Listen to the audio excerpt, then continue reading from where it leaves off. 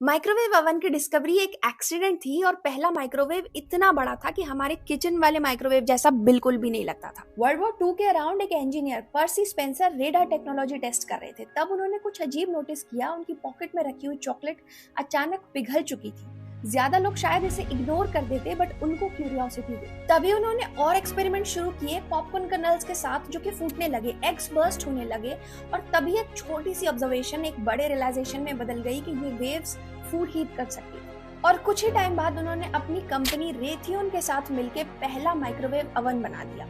लेकिन एक प्रॉब्लम थी। उन्होंने जो माइक्रोवेव बनाया वो लगभग 6 फीट ऊंचा और करीब 350 केजीज का था, और उस टाइम पे उसकी कॉस्ट एक कार से भी ज्यादा थी। आज जो काउंटर टॉप माइक्रोवेव हम यूज करते हैं किचन में, उसका वर्जन हमें 1967 के बाद मिला। अगर देखा जाए तो उसकी शुरुआत एक जायंट मशीन से ही हुई थी, और वो भी सिर्फ इसलिए क्योंकि एक इंजीनियर की पॉकेट में चॉकलेट मेल्ट हो गई थी, जो उसने नोटिस कर ली। And don't forget to subscribe for more interesting videos.